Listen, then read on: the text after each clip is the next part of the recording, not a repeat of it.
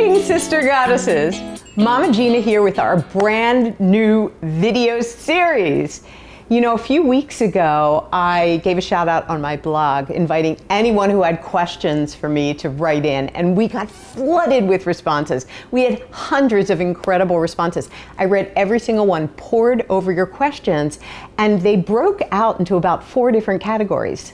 Sensuality, of course, relationships, life transitions, and body image.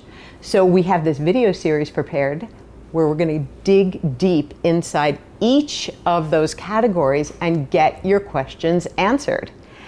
Now, to facilitate, I am here with a gang of my grads, and they're going to assist me through telling their stories about how the womanly arts gave them navigational certainty as they traversed all of these different transitions. And you're going to go deep and wide with these women. And because today is all about life transitions. Because isn't that the way life is? As soon as things are kind of mellow and going great, what happens? Wham! Everything changes. So we're going to take you into the WHAM. And let's start with you, Rebecca, because I know that when you came to the school, you had just gotten a divorce and landed in the position of being single mama to 2 kids. And tell me about that. I got married really young when I was 27, and from the very beginning of my relationship, my now ex-husband got cancer. So my whole story was like I took care of him. Whoa. Then he went and got an MD PhD, so I like really supported him through his education, and then by the time he was ready to, make a lot of money, I was just done. I was done with taking care of him. And I feel like my whole life, I always take care of people and I always put myself last. It's amazing you even arrived at the doorstep of the School of Womanly Arts. So what happened when you got here?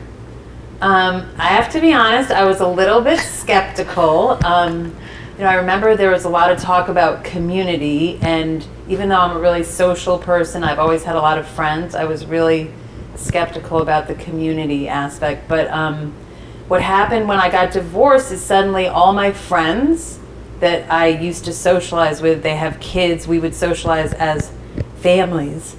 And suddenly I wasn't a family. I mean, I would have weekends where I was alone and all my friends were so rooted in their families and spending times with their family.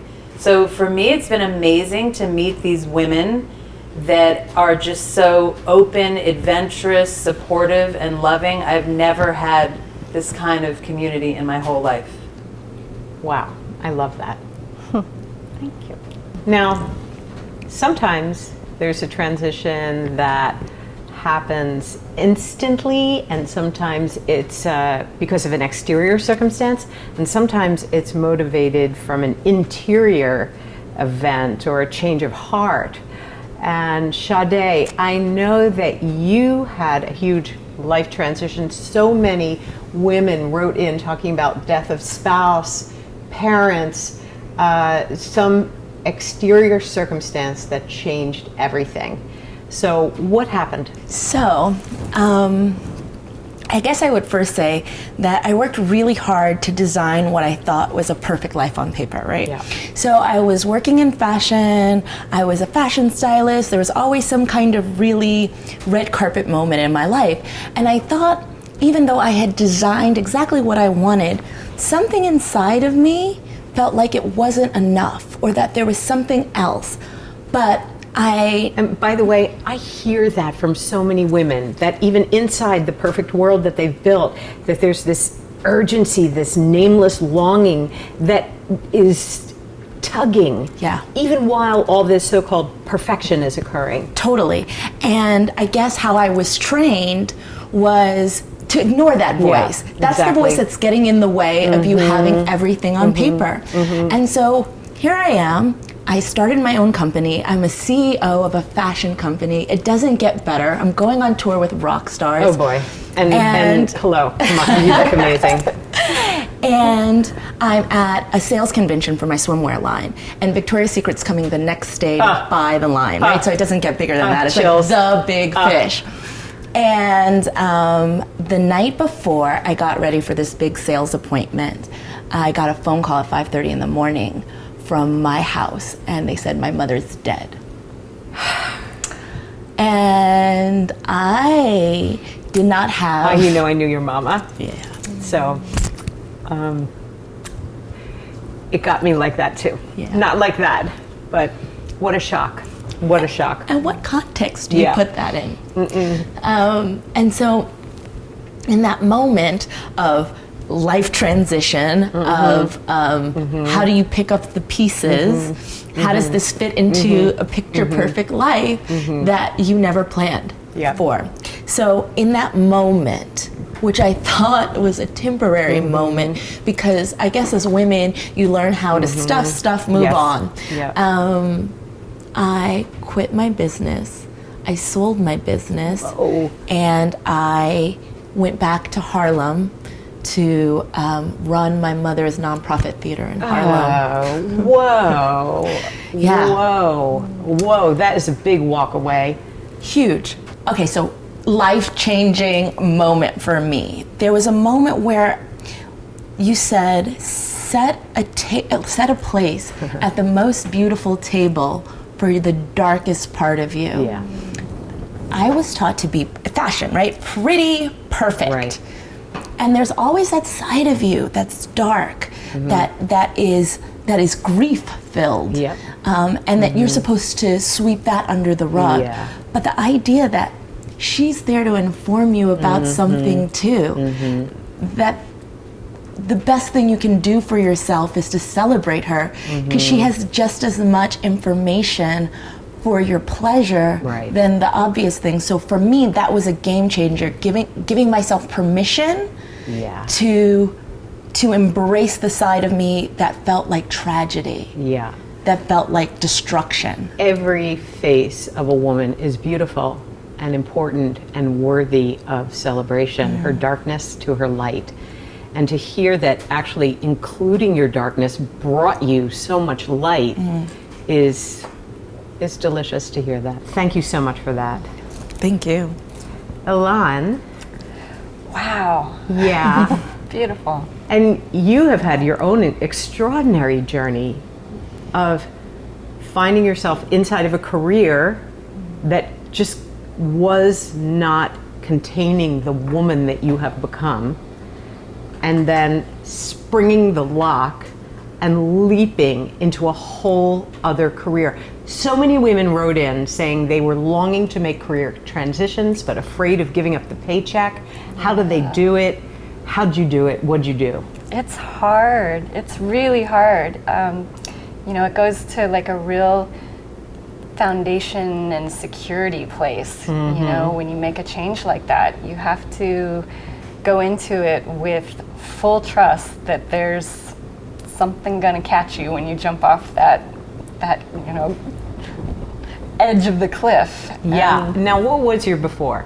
What were you doing? Yeah, so my before, I had this really exciting, glamorous job, much like Sade. It was very red carpet and really exciting. I was producing theater on Broadway, and I'd been doing it for about 15 years. It was incredibly fun, really fulfilling on many levels, because I was part of, this creative process where I was creating a safe space for artists to come in and bring their work forward. Amazing. And I was witnessing the impact that it had on audiences, and just the way that it changes lives and uplifts people. And it was really fulfilling in that way, but it wasn't my calling. Yeah.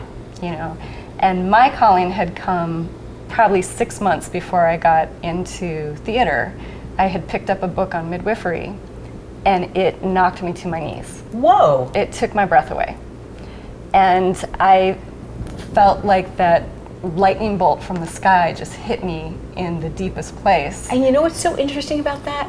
Almost every woman I talk to has had a glimmer, a whisper, a sniff, a smell, fragrance of that soul symphony that calls a woman forward. And she was programmed by the exterior culture to close the book Yeah, on that yeah. and ignore it rather than pay attention. Because what am I going to do with that? You know, Right. I don't want to be a midwife on call 24/7 and, you know, never have money, never have whatever. You know, there just wasn't the life. And all of a sudden, this amazing Broadway career opened up, and it made sense. Right. On paper, it made sense. Like this would be the choice you would make. You know, Yeah. if you had to make that choice. So I left this work, and I was really adrift, and then I connected with you and with the school and with the amazing community of women, and just came alive in this area. Like I felt really stuck. Like I had, this place of like, what am I doing? What have I done?